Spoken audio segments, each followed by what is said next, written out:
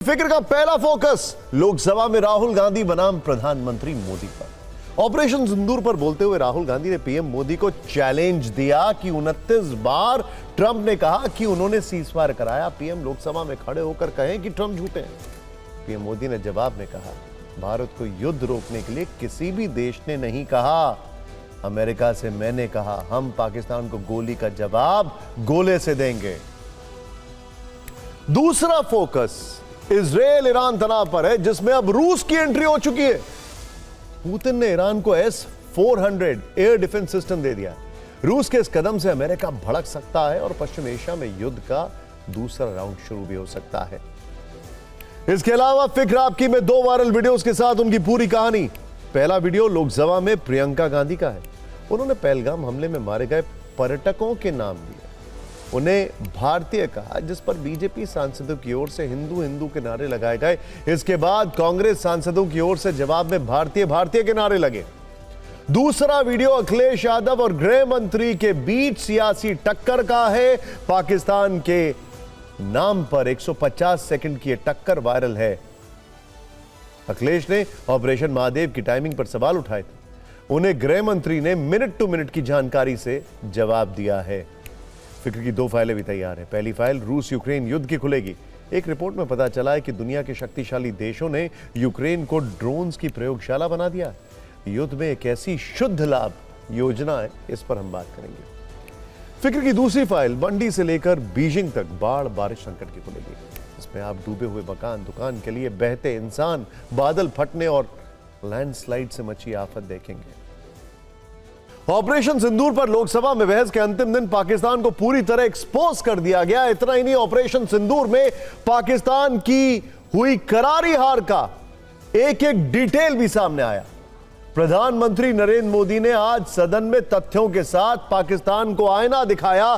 फिक्र के तमाम दर्शक कई दिनों से ऑपरेशन सिंदूर की इनसाइड स्टोरी जानना चाहते हैं। विपक्ष की ओर से भी लगातार सरकार से सवाल पूछे जा रहे थे। इसी सिलसिले को आगे बढ़ाते हुए आज राहुल गांधी ने सदन में सरकार से तीखे सवाल किए।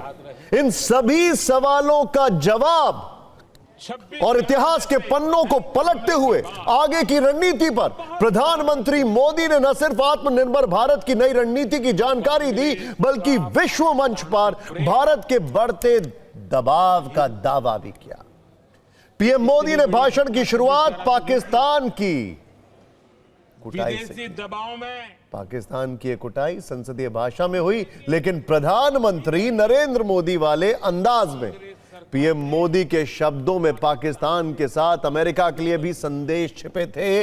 इसीलिए सबसे पहले पाकिस्तान की संसदीय कुटाई देख लेते हैं, फिर आगे इसका पूरा विश्लेषण भी देखेंगे। 26/11 इतना कड़ा प्रहार हुआ, पाकिस्तान ने कभी सोचा तक नहीं था। तब जाकर के पाकिस्तान ने फोन करके डीजीएमओ के सामने फोन करके गुहार लगाई, बस करो, बहुत मारा, अब ज्यादा मार झेलने की ताकत नहीं है, प्लीज हमला रोक दो। ये पाकिस्तान के डीजीएमओ का फोन था। और भारत ने तो पहले दिन ही कह दिया था, 7 तारीख सुबह की प्रेस देख लीजिए, कि हमने हमारा लक्ष्य पूरा कर दिया है, अगर आप कुछ करोगे तो महंगा पड़ेगा। दुनिया के किसी भी नेता ने भारत के ऑपरेशन रोकने के लिए नहीं कहा।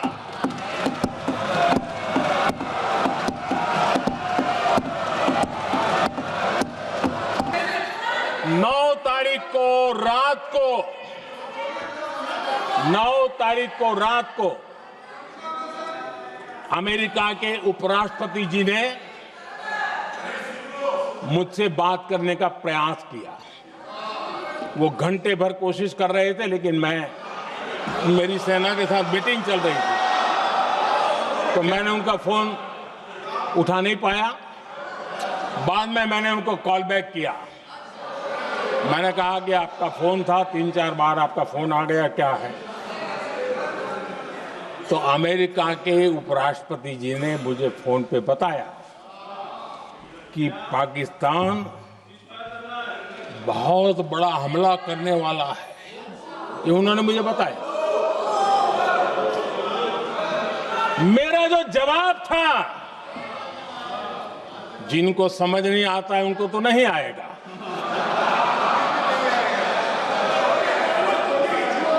मेरा जवाब था अगर पाकिस्तान का ये इरादा है तो उसे बहुत महंगा पड़ेगा। ये मैंने अमेरिका के उपराष्ट्रपति को कहा।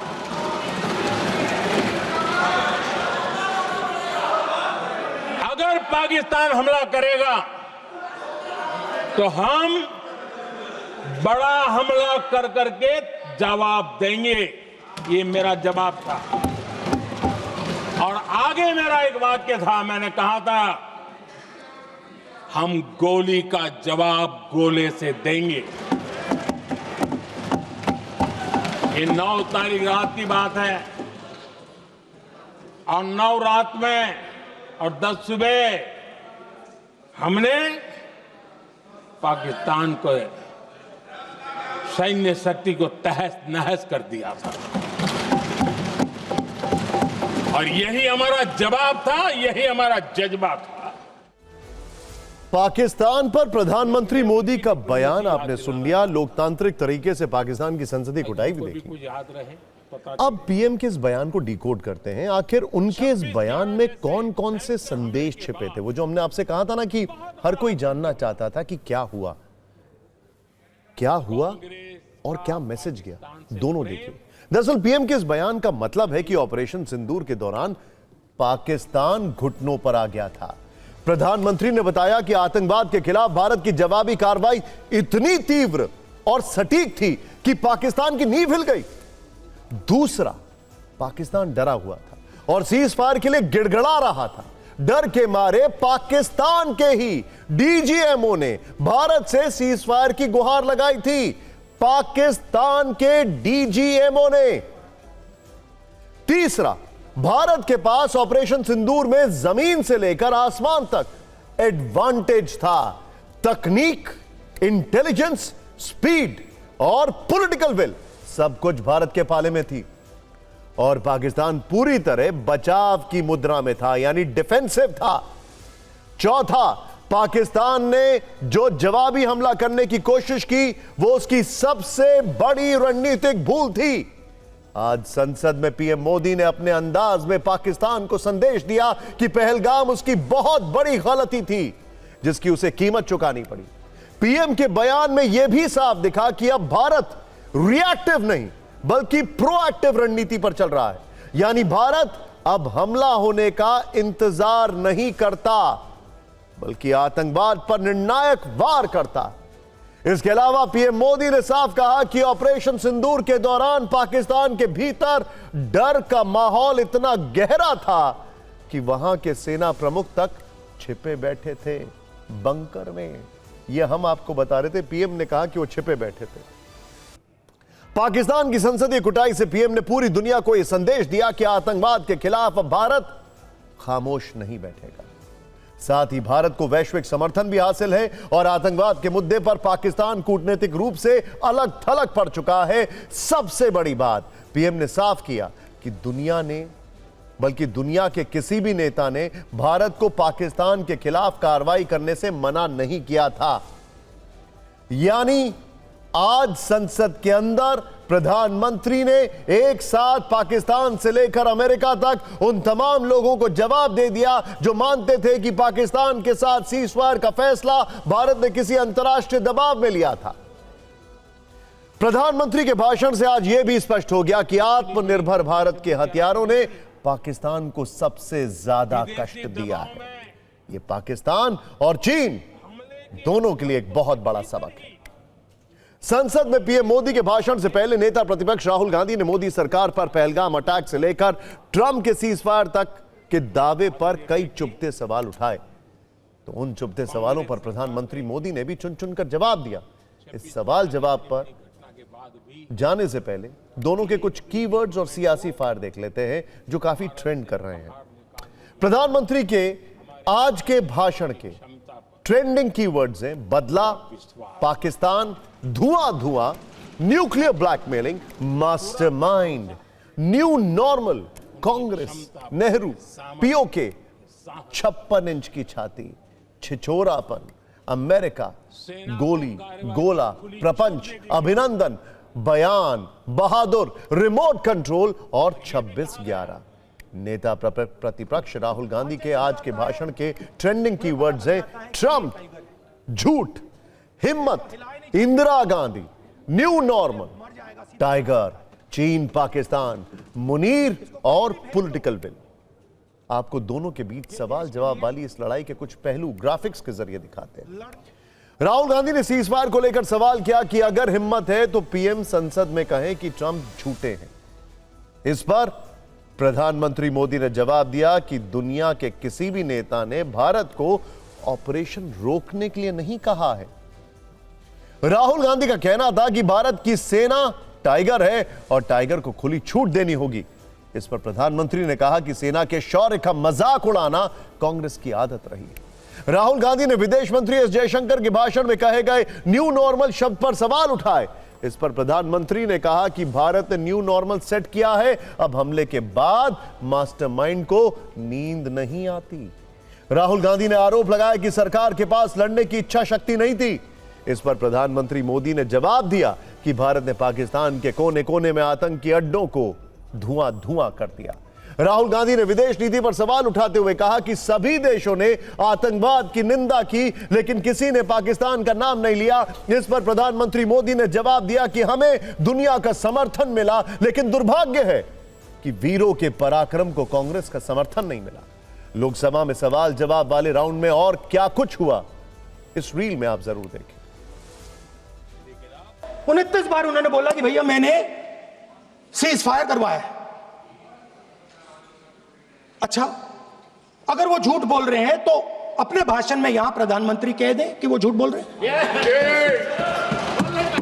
यहां पे अगर दम है तो यहां पे प्रधानमंत्री बोल दे कि ट्रंप झूठ बोल रहे हैं। दुनिया के किसी भी नेता ने भारत के ऑपरेशन रोकने के लिए नहीं कहा। दुनिया भर से भारत को समर्थन मिला है।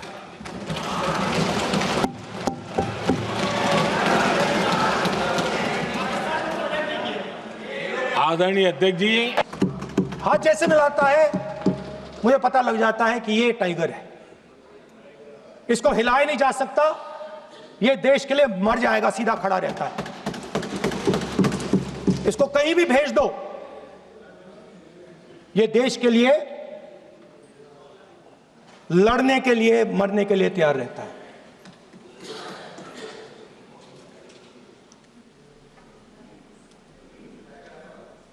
सर, टाइगर को पूरी फ्रीडम देनी पड़ती है। टाइगर को आप बांध नहीं सकते हो। अगर आपने टाइगर से सच्चा काम लेना है, पूरा काम लेना है, तो आपको टाइगर को पूरी छूट देनी पड़ेगी। हमारे सैन्य बलों की क्षमता पर पूरा विश्वास है, पूरा भरोसा है उनकी क्षमता पर, उनके सामर्थ्य पर, उनके साहस पर। सेना को कार्रवाई की खुली छूट दे दी गई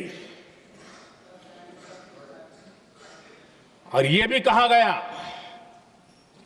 कि सेना तय करें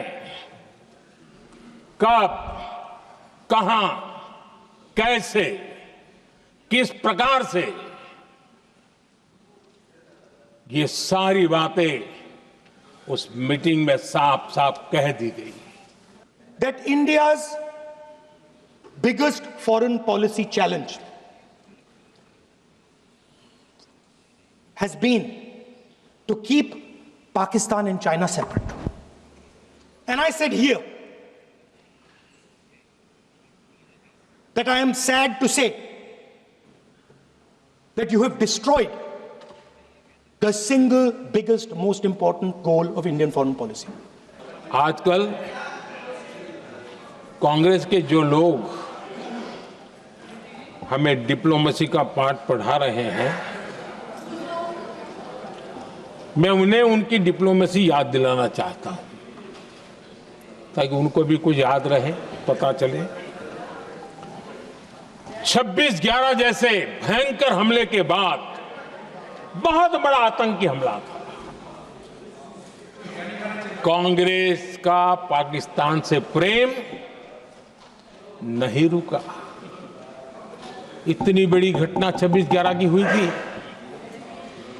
विदेशी दबाव में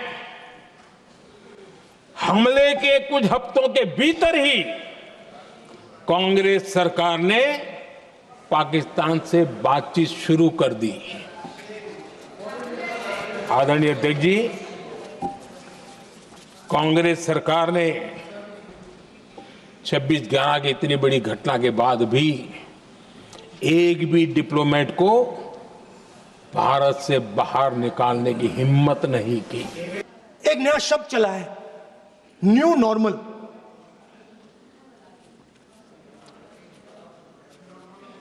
कि न्यू नॉर्मल है, एक्सटर्नल अफेयर्स मिनिस्टर नहीं है बट वो यूज करते हैं कि पहलगाम के बाद एक भी देश ने पाकिस्तान को नहीं कंडेम किया है। आतंक की घटनाएं पहले भी देश में होती थी, लेकिन पहले आतंकवादियों के मास्टरमाइंड निश्चिंत होते थे और वो आगे की तैयारी में लगे रहते थे। उनको पता था कुछ नहीं होगा, लेकिन अब स्थिति बदल गई है। अब हमले के बाद मास्टरमाइंड को नींद नहीं आती। ऑपरेशन सिंदूर पर फिक्र का अगला राउंड भी बेहद इंटरेस्टिंग है। गृह मंत्री अमित शाह ने अपने भाषण में जिन जिन तथ्यों का जिक्र किया, प्रियंका गांधी ने एक एक का जवाब दिया। अमित शाह ने कहा कि पाकिस्तान के पास शरण के अलावा कोई चारा नहीं था। इस पर प्रियंका गांधी ने सवाल किया कि हमने उनको शरण क्यों दी? वो हमारे लोगों को मारते हैं तो हम उन्हें शरण क्यों देते हैं? अमित शाह ने आरोप लगाया कि बाटला हाउस में मारे गए आतंकवादियों के लिए सोनिया गांधी ने आंसू बहाए थे। तो प्रियंका गांधी ने जवाब दिया, मेरी मां के आंसू तब गिरे जब मेरे पिता शहीद हुए थे। लोकसभा में पहले अमित शाह ने अपनी बात रखी, उसके बाद प्रियंका का जवाब आया। ऑपरेशन सिंदूर पर गृह मंत्री अमित शाह 1 घंटा 14 मिनट बोले, जबकि प्रियंका गांधी 28 मिनट बोले। हमारी पूरी सेना, पूरी वायुसेना, पूरी नौसेना अक्षुण्ण थी और उनकी हमला करने की क्षमता को हमने छिन्न विछिन्न कर दिया। पाकिस्तान के पास शरण में आने के अलावा और कोई चारा ही नहीं था। गृह मंत्री जी ने इस बात पर उल्लेख किया, पाकिस्तान के पास शरण में आने के बजाय कोई चारा ही नहीं था। आपने शरण दिया क्यों? वो आते हैं आपके देश के अंदर, लोगों को मार डालते हैं और आप उनको शरण दे रहे हैं। क्यों दिया शरण? के 11 एयरबेस को क्षतिग्रस्त करने का काम किया। मान्यवर, 8 एयरबेस इतने सटीक तरीके से तोड़े गए, पाकिस्तान की पूरी एयर डिफेंस सिस्टम धरी की धरी रहेगी। कल भी रक्षा मंत्री जी ने कहा कि हमारे इंफ्रास्ट्रक्चर का नुकसान नहीं हुआ, तो जहाजों के बारे में भी बता दें, साफ साफ बता दें, क्या हर्ज है? सच्चाई तो है। जवाहरलाल नेहरू जी ने एक तरफा युद्ध विराम कर दिया। पाक ऑक्यूपाई कश्मीर का अगर अस्तित्व है तो जवाहरलाल नेहरू जी की ये युद्ध विराम के कारण है। इसका जिम्मेदार जवाहरलाल नेहरू है। नेहरू ने क्या किया, इंदिरा गांधी ने क्या किया, यहां तक कि मेरी मां के आंसुओं तक चले गए कि ऑपरेशन सिंदूर के बाद एक पाकिस्तानी जनरल जिसके हाथ खून से रंगे थे, अमेरिका के राष्ट्रपति के साथ बैठकर लंच खा रहे थे। बाटला हाउस की घटना देखकर सोनिया जी फूट फूट कर रो पड़ी। अरे रोना था तो शहीद मोहन शर्मा के लिए रोते, बाटला हाउस के आतंकवादियों के लिए रोना था। मेरी मां के आंसू तब गिरे जब उनके पति को आतंकवादियों ने शहीद किया, जब वे मात्र 44 साल की थी। और आज अगर मैं इस सदन में खड़ी हूं और उन 26 लोगों की बात कर रही हूं, मैं इसलिए कर रही हूं क्योंकि मैं उनका दर्द जानती हूं, महसूस करती हूं। और मैं राहुल गांधी जी को चैलेंज देना चाहता हूं, इन्होंने इस आतंकवादी हमलों के खिलाफ उनकी सरकार ने जो कदम उठाए, यहां खड़े रहकर हिम्मत से बताए देश की जनता को। कश्मीर में टेरर इंसिडेंट 7,217 हुए थे 2004 से 14 में। 70% की कमी के साथ 2150 हो गए 1525। कल सत्ता पक्ष और आज भी सत्ता पक्ष के नेताओं ने 2008 के मुंबई के हमलों का जिक्र किया, बार बार कहा कि मनमोहन सिंह जी की सरकार ने कुछ नहीं किया। ये तो जानकारी होगी ना कि उसी समय जब वो आतंकवादी हमला चल रहा था, तभी उन आतंकवादियों को मार डाला था, एक बचा था और उसको भी फांसी दे दी थी 2012 में। देखिए, अभी तक आपने जो देखा, अब जो आगे आपको दिखाने वाले हैं उसमें बहुत सारे इंटरेस्टिंग फैक्ट्स आ रहे हैं। इस स्क्रीन को लॉक करके रखिए, मैं फिर से आपको कह रहा हूं, क्योंकि अब जो हम आपको बताएंगे उसमें बहुत एनालिसिस भी है। प्रियंका गांधी ने भाषण के अंत में पहलगाम में मारे गए लोगों के नाम पढ़े, उन्हें भारतीय कहा तो बीजेपी की तरफ से हिंदू हिंदू के नारे लगे। फिर तो पक्ष और विपक्ष दोनों ओर से नारेबाजी का शोर सुनाई देने लगा। एक तरफ भारतीय भारतीय गूंज रहा था तो दूसरी तरफ हिंदू हिंदू, और इस बीच प्रियंका नाम पढ़ती गई और जय हिंद के साथ अपना भाषण खत्म कर दिया। उस दिन पहलगाम में 26 परिवार उजड़ गए। 26 लोगों को अपने परिवार के सदस्य के सामने मारा गया। 26 बेटे, पति, पिता गुजर गए। उनमें से 25 भारतीय थे। भारतीय थे।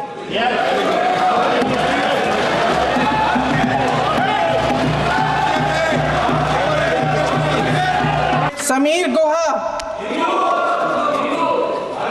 भारतीय, बिट्टन अधिकारी, मनीष रंजन, हेमंत सुहास जोशी, विनय नारवाल। संसद में गृह मंत्री अमित शाह के भाषण के दौरान एक रोचक वाकया तब हुआ जब अखिलेश यादव ने उन्हें टोका। अखिलेश यादव ने ऑपरेशन महादेव में आतंकियों के मारे जाने की टाइमिंग पर सवाल उठाए। अमित शाह ने कहा कि पहलगाम हमले में शामिल आतंकियों के मारे जाने की सूचना पर विपक्ष में भी खुशी की लहर दौड़नी चाहिए थी, लेकिन उनके चेहरे पर तो मानो स्याही पड़ गई। कब्जा हो जाएगा 6 महीने का केवल हमें मौका। पीओके के मामले में सभी इंजन हमें एक दिखाई देते हैं, और जहां पीओके पे पहुंचने तक की बात थी, कुछ लोग तो पीओके पर ये कह रहे थे कि हमारा कब्जा हो जाएगा, 6 महीने का केवल हमें मौका मिल जाए। ये सरकार आखिरकार पीछे कैसे हट गई, और क्या कारण था कि सरकार को सीज फायर का ऐलान करना पड़ा?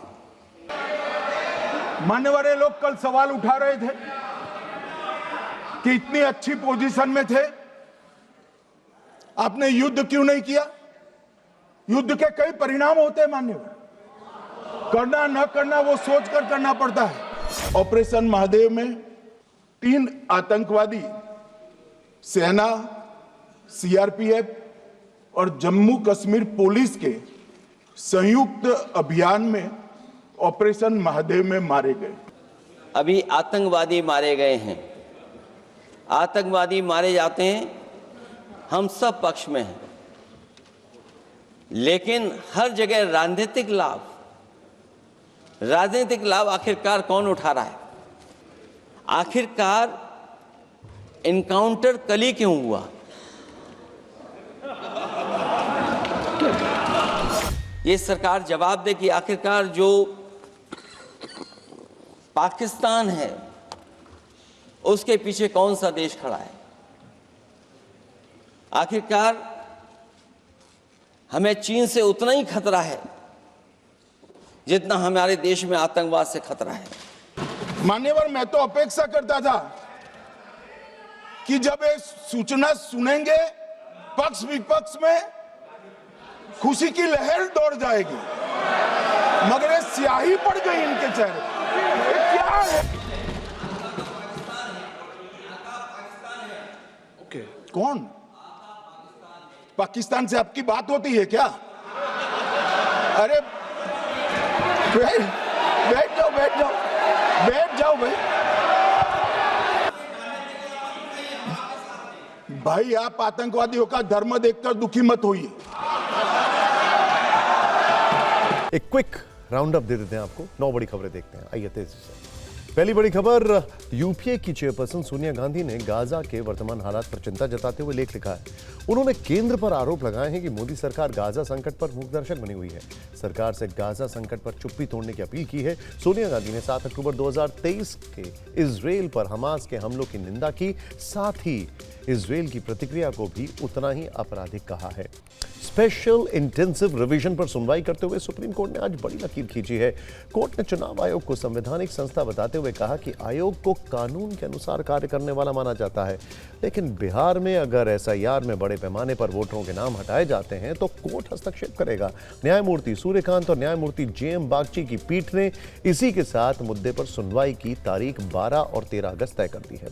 असम के मुख्यमंत्री हेमंत बिस्वा शर्मा ने बड़ा बयान दिया है और कहा है कि सितंबर में वो एनआईए से गौरव गोगोई की पत्नी की विदेशी नागरिकता की जांच की सिफारिश करेंगे। सीएम ने कल इस मुद्दे पर एक पोस्ट भी किया था। आरोप लगाया था कि गौरव गोगोई संसद में पाकिस्तान की ओर से बोलते हैं। उनकी पत्नी और बच्चों के पास विदेशी नागरिकता है।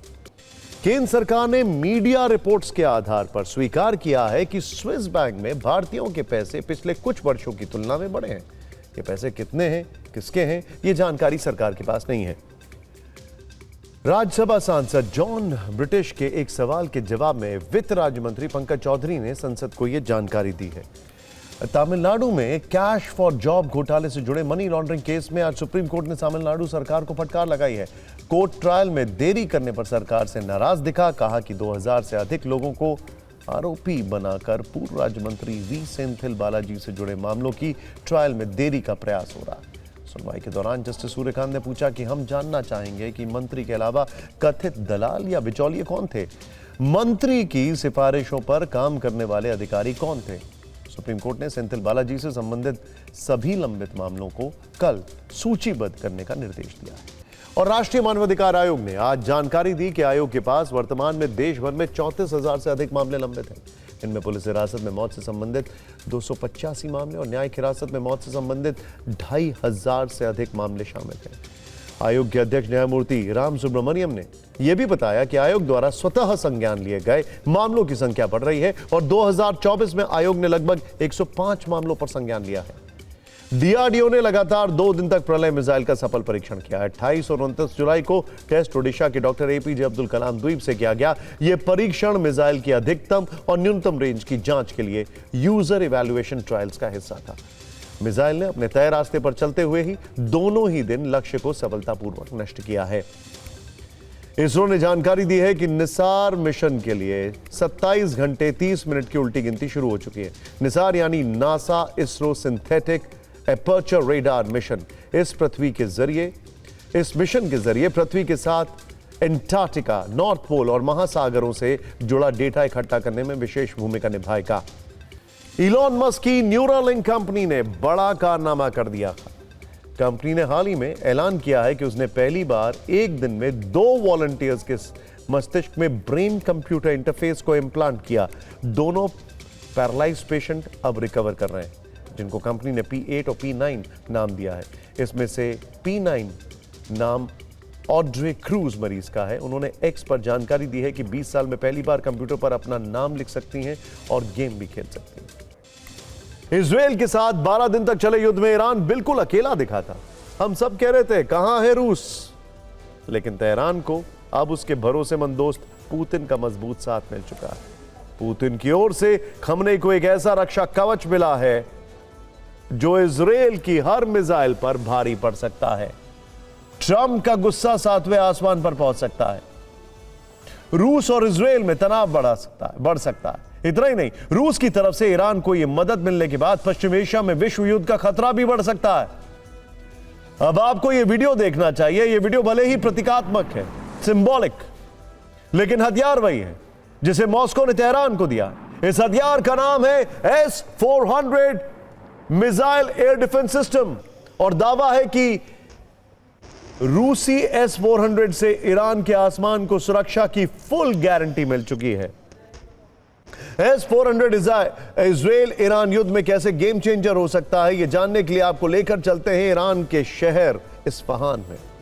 यह तेहरान से 440 किलोमीटर दूर है। यहीं पर ईरान का परमाणु प्लांट है। अमेरिका ने ईरान के जिन 3 परमाणु ठिकानों पर अटैक किया था, उनमें से एक इस्फहान परमाणु प्लांट भी था। अब इसी इस्फहान शहर में ईरान ने सीक्रेट तरीके से 26 जुलाई को रूस से मिले S-400 का पहला ऑपरेशनल परीक्षण किया है। यह जानकारी ईरान के डिफेंस मीडिया आउटलेट बिरुन.info ने दी है। इस्फहान में S-400 की तैनाती से खमनेई ने नेतन्याहू के साथ साथ ट्रंप को भी कड़ी चुनौती पेश की है।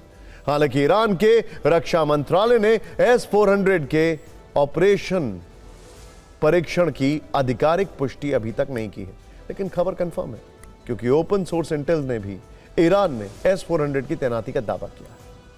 पर बड़ा और दूसरा सवाल यह है कि ईरान का S-400 इजराइल अमेरिका के लिए परेशानी का सबब कैसे बन सकता है। 12 दिन तक चले युद्ध के दौरान नेतन्याहू और ट्रंप दोनों कई बार दावा करते हैं कि ईरान के आसमान पर उनका पूर्ण नियंत्रण हो चुका है और ईरान की भलाई उसी में है कि वो परमाणु कार्यक्रम को बंद कर दे।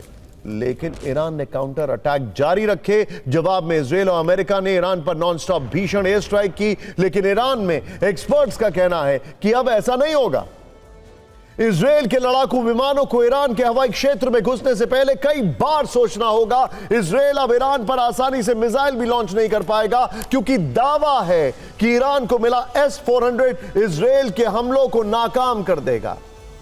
बल्कि S-400 की रेंज में इजरायली लड़ाकू विमान और अमेरिकी बॉम्बर भी होंगे। वो इसलिए क्योंकि S-400 दुनिया का सबसे शक्तिशाली एयर डिफेंस सिस्टम माना जाता है। इसमें integrated multi functional radar system लगा हुआ है जो खुद दुश्मनों की मिसाइलों को पहचान करके उसे नष्ट कर सकता है। रेंज 600 किलोमीटर है, यानी 600 किलोमीटर के दायरे में यह सुरक्षा की कंप्लीट गारंटी। ड्रोन, लड़ाकू विमान, बैलिस्टिक और क्रूज मिसाइलों के साथ ही F-35 स्टेल्थ एयरक्राफ्ट जो है, F-35 जैसे 5वीं पीढ़ी के एडवांस फाइटर जेट को भी आसानी से ट्रैक करके ध्वस्त कर सकता है। इसमें 4 मिसाइलें लगी होती हैं जिनकी रेंज अलग अलग है। अलग अलग ऊंचाइयों पर उड़ने वाले टारगेट्स का पता लगाकर उन्हें नष्ट कर सकता है। ऐसा कहा जाता है कि S-400 एक बार में दुश्मन की 80 मिसाइलों या हवाई हमलों को आसमान में ही नाकाम कर सकता है। यह ऑटोमेटिकली पिक करता है कि कौन सी मिसाइल का चयन करना है इसके डिफेंस सिस्टम में और फिर उससे टारगेट करता है।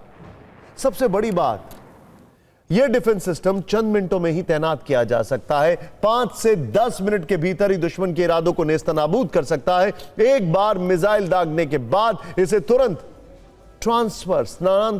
स्थानांतरित किया जा सकता है, जिसकी वजह से हमेशा दुश्मन की पहुंच से दूर रहता है।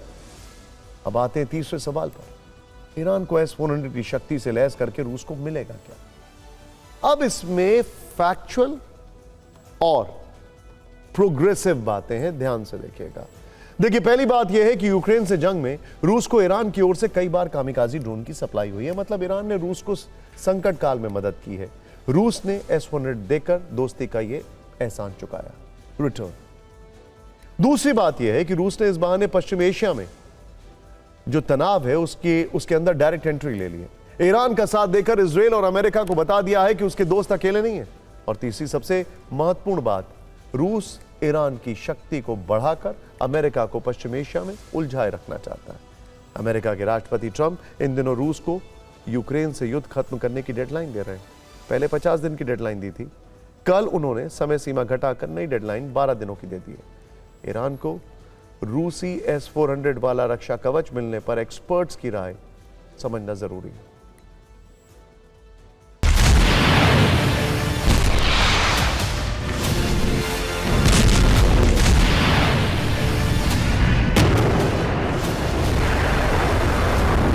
S-400 is a strategic weapon, very, very dangerous, very, very defensive and deterrence.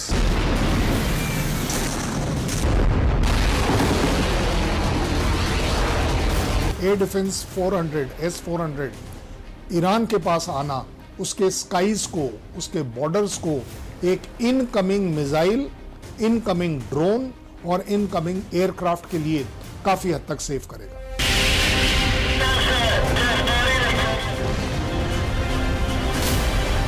Isfahan की जगह चुनी है तो वो इसलिए भी चुनी है क्योंकि उन्हें मालूम है कि किसी भी तरह का एक स्ट्रैटेजिक अटैक अगर ईरान के ऊपर होता है तो वो उसके न्यूक्लियर इंस्टॉलेशन पर जरूर होगा। पीछे पर्दे के पीछे ये लड़ाई रशिया और यूएस के बीच में जरूर चल रही है और उसी वजह से हम देख रहे हैं कि S-400 जैसा स्ट्रैटेजिक इक्विपमेंट न केवल पुतिन ने यूएस के बरखिलाफ दिया है बट ईरान की मजबूती के लिए दिया है।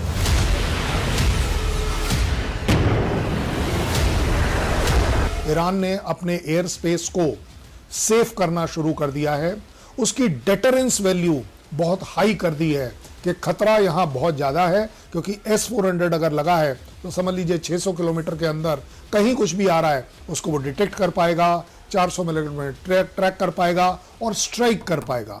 बात अमेरिका के राष्ट्रपति डोनाल्ड ट्रंप की करते हैं जिनके चेहरे पर अक्सर मुस्कान रहती है, हालांकि उनके मीम्स बहुत बनते हैं। जुबान पर शांति का संदेश होता है जिसको लोग झूठ ज्यादा बोलते हैं, लेकिन उनके हाथ में एक ऐसा दृश्य रिमोट है जिसमें दुनिया के कोने कोने में महायुद्ध का बटन दबाया जा रहा है।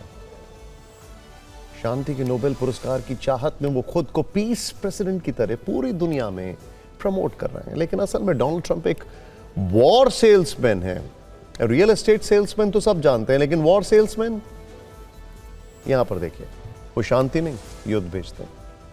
ट्रंप का ये ग्लोबल गेम अब धीरे धीरे क्लियर हो रहा है, सबकी समझ में आने लगा है। उनका मूल एजेंडा साफ है, दुनिया को टकराव में उलझाओ, create confusion and chaos and then से मैंने पीस ले आया और अपने हथियारों की बिक्री से अरबों डॉलर कमाओ।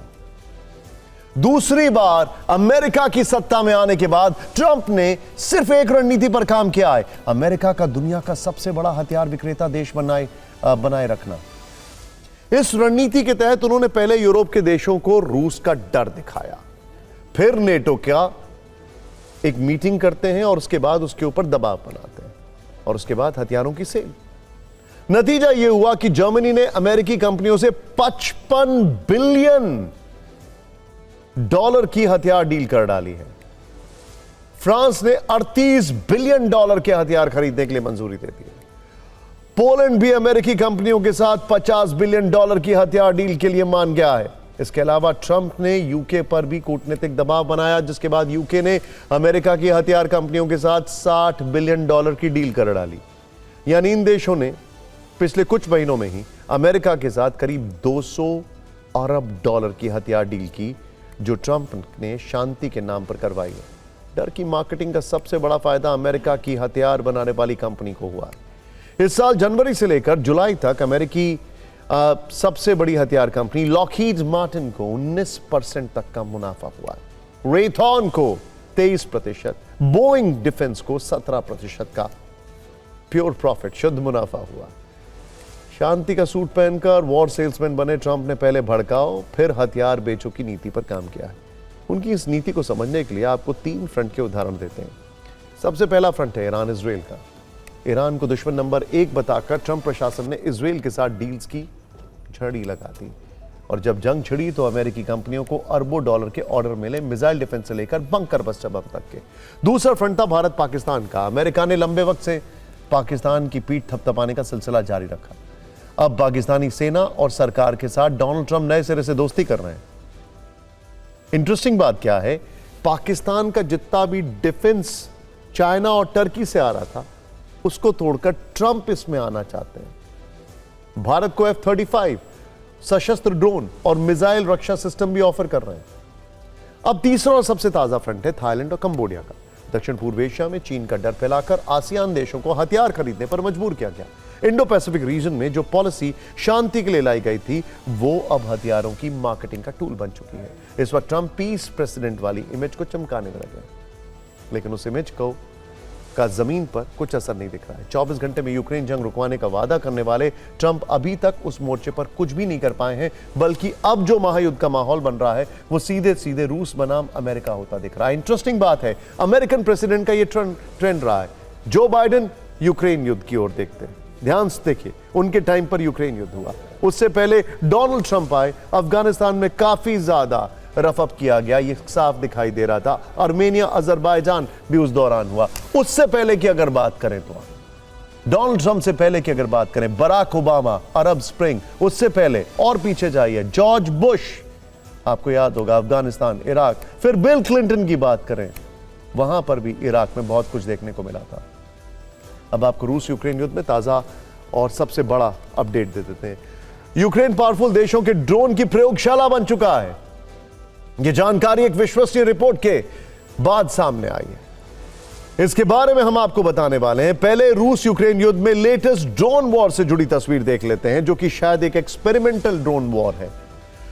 यूक्रेन ने रूस के रोस्तोव में ड्रोन अटैक किया, फ्यूल ट्रेन और रेलवे यार्ड को टारगेट किया। ड्रोन हमले से रेल यार्ड में भारी विस्फोट हुआ। फ्यूल और ऑयल प्रोडक्ट से लदे कई डिब्बे जलकर खाक हो गए हैं। यूक्रेन में रूसी सेना के लिए यह फ्यूल जा रहा था। यूक्रेन ने रूस की मिलिट्री यूनिट पर ड्रोन से हमला किया। रूस की 11वीं इंजीनियरिंग ब्रिगेड का बेस तबाह कर दिया। ड्रोन हमले में रूस का वेपन डिपो में विस्फोट हुआ। रोस्तोव में सेना के ट्रेनिंग ग्राउंड में भीषण धमाके हुए। ड्रोन हमले में रूसी हथियारों का बड़ा जखीरा बर्बाद हो गया। ड्रोन से विनाश की कमोवेश यही तस्वीर यूक्रेन में भी पिछले कई दिनों से देखने को मिल रही है। रूस यूक्रेन में स्कैंडर मिसाइलों से प्रहार कर रहा है। साथ में कीव पर ताबड़तोड़ ड्रोन अटैक करके जेलेंस्की की पावर को चैलेंज दे रहा है। 300 ड्रोन हमले किए थे कल। इस बीच खबर यह भी है कि रूस ने दुनिया की सबसे बड़ी ड्रोन फैक्ट्री दिखाकर शक्ति प्रदर्शन किया है। कहा जा रहा है कि एक साथ 2000 ड्रोन से अटैक करके कीव को दिलाने की योजना भी बना ली। सवाल यह है कि यूक्रेन क्यों ड्रोन का टेस्टिंग ग्राउंड है। यूक्रेन के रक्षा मंत्रालय ने हाल ही में कहा कि वो इस साल 35 लाख ड्रोन खरीदने की योजना बना रहा है। 45 लाख, यानी कि अब यूक्रेन को ये ड्रोन कौन कौन से पश्चिमी देश बेच सकते हैं। इसमें अमेरिका और जर्मनी का नाम सबसे ऊपर है। लिथुआनिया ने भी कहा है कि वो भी कई ड्रोन बेच रहा है। पेंटागन के सूत्रों से खबर है कि गर्मी की शुरुआत में अलास्का में ड्रोन का कई बार परीक्षण फेल होने पर अमेरिका यूक्रेन को एक ड्रोन टेस्टिंग ग्राउंड के तौर पर देख रहा है। वेबसाइट डिफेंस न्यूज ने पेंटागन के सूत्रों से रिपोर्ट दी है। इसमें अमेरिका के DIU यानी डिफेंस इनोवेशन यूनिट के ट्रेंट एमनेकर ने यह जानकारी दी है। उन्होंने कहा कि अमेरिकी ड्रोन की टेस्टिंग के लिए यूक्रेन की धरती से बढ़िया कोई जगह नहीं हो सकती है। वहीं जर्मनी की रक्षा कंपनी डेल डिफेंस ने हाल ही में जमीनी ड्रोन का पहला परीक्षण किया है। इस ड्रोन का नाम है UGV Zeal। UGV Zeal को पैदल सेना इकाइयों के साथ चलने के लिए डिजाइन किया गया। जर्मनी ये ड्रोन यूक्रेन को बेचने पर विचार कर रहा है। आप इसे हथियारों के सौदागर देशों की युद्ध में विनाश लाने वाली शुद्ध लाभ योजना भी कह सकते हैं, जिसमें तबाही की फिक्र किसी को भी नहीं है। ड्रोन बेचकर प्रॉफिट कमाने पर पूरा फोकस है। ऐसा इसलिए क्योंकि युद्ध में बड़े पैमाने पर ड्रोन के इस्तेमाल के अपने कई फायदे भी हैं। ड्रोन को लॉन्च करना मिसाइल को लॉन्च करने से कहीं ज्यादा सस्ता और टिकाऊ है। सस्ते ड्रोन के जरिए कोई भी देश लंबे वक्त तक युद्ध लड़ सकता है। ड्रोन टेक्नोलॉजी अमीर मुल्कों की मोहताज नहीं है। पहले हमास और अब यूक्रेन ने बताया कि पावरफुल दुश्मन से लड़ना हो तो सस्ते हथियार बड़े काम के हो सकते हैं। इसे आप 1 जून की एक बड़ी घटना से समझ सकते हैं। यूक्रेन ने रूस के भीतर घुसकर उसके एयरबेस पर सटीक और योजनाबद्ध तरीके से हमला किया। कीव ने इसे ऑपरेशन स्पाइडर वेव नाम दिया था। इस ऑपरेशन में स्वॉर्म ड्रोन से रूस के 41 बम वर्षक विमानों को नष्ट किया गया था। रूस को बड़ा नुकसान पहुंचाया था। युद्ध में ड्रोन की अहमियत आपने भारत पाकिस्तान संघर्ष में भी देखी थी। यहां भी बॉर्डर पर ड्रोन वॉर की तस्वीरें बता रही थी कि परंपरागत तरीके से लड़ी जाने वाली जंग बदल चुकी है और ड्रोन वॉर का पूरा गेम पलट कर रख दिया है। इंटरेस्टिंग बात यह है कि भारत ने पूरी दुनिया को इसमें एक लेसन दिया। कैसे पाकिस्तान के ड्रोन्स को भारत ने काउंटर किया और फिर काउंटर अटैक किया, यह पूरी दुनिया के लिए एक लेसन है। आइए रिपोर्ट देखते हैं।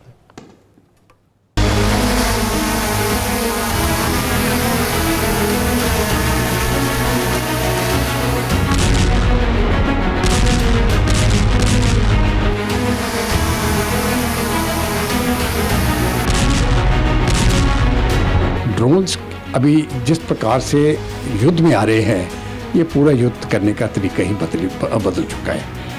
देखिए, युद्ध में क्या 2 चीज़ें होती हैं। एक, आपको मालूम होना चाहिए ज़मीन के ऊपर क्या होता है, इंफॉर्मेशन क्या है, दुश्मन कहाँ पर है, या कोई भी एनिमी का जो पोस्ट है या गाड़ियाँ हैं या कुछ भी हो, जो भी उसके साथ रिलेटेड है, वो कहाँ पर है, लोकेशन जिसको कहते हैं।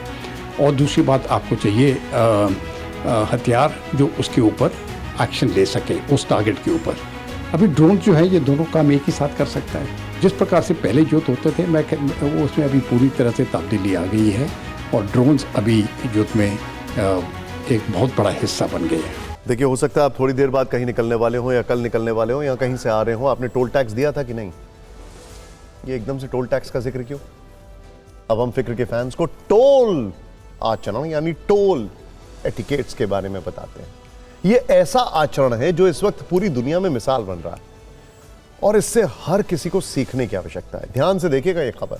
लेकिन इस खबर की शुरुआत एक सवाल के साथ। सोचिए, टोल प्लाजा का सिस्टम अचानक फेल हो जाए और आपसे कोई वहां से गुजरने के पैसे ना मांगे, तो क्या आप वहां से जाने के बाद खुद से उसका टोल भरेंगे? शायद बहुत कम लोग ही ऐसा करेंगे। लेकिन जापान से टोल एटिकेट्स, टोल आचरण की एक ऐसी खबर आई है जो भारत के उन सभी रसूखदार लोगों के लिए बहुत जरूरी है जो 50 रुपए, 80 रुपए या फिर 100 रुपए के टोल के लिए टोल टैक्स कर्मचारियों से लड़ जाते हैं, टोल प्लाजा पर हुड़दंग करते हैं, वहां लोगों के साथ मारपीट करते हैं। और टोल बचाने के लिए इन रसूखदारों को कुछ फेवरेट डायलॉग होते हैं। जैसे कोई रौब दिखाते हुए टोल कर्मियों से कहता है, तुम जानते नहीं हो मैं कौन हूं। किसी को टोल मांगना इतना चुप जाता है कि वो टोल कर्मचारियों को धमकाते हुए कहता है, अच्छा तो मुझसे टोल लोगे। कोई टोल बचाने के लिए किसी को फोन लगाने की धौंस दिखाता है। कोई टोल कर्मचारियों से पूछता है कि उसकी हिम्मत कैसे हुई गाड़ी रोकने की। तो कुछ रसूखदार गाड़ियों पर लगे स्टिकर वाली दलीलें पेश करने लगते हैं। लेकिन आज टोल के नाम पर रौब झाड़ने वाले ऐसे सभी रसूखदारों के लिए जापान से एक खबर आई है, वो उन्हें बड़े ध्यान से देखनी चाहिए। दरअसल जापान के लोगों ने ईमानदारी और जिम्मेदारी की मिसाल पेश की। दरअसल इसी वर्ष अप्रैल में जापान में कई शहरों में एक साथ इलेक्ट्रॉनिक टोल कलेक्शन सिस्टम खराब हो गया। टोक्यो, नगानो, आइची, गीफू जैसे क्षेत्रों में कुल 106 टोल प्लाजा प्रभावित हुए और 38 घंटे तक बंद रहे। शहर में ट्रैफिक जाम की स्थिति ना हो इसीलिए प्रशासन ने तुरंत सारे टोल खोल दिए और फिर टोल फ्री किए जाने के बाद उस टोल प्लाजा से लाखों गाड़ियां गुजरी। लेकिन शायद आपको यह जानकर यकीन ना हो, वहां से जाने के बाद 24,000 लोगों ने खुद से ऑनलाइन टोल जमा किया। कौन करेगा ऐसा भारत में? सोचिए।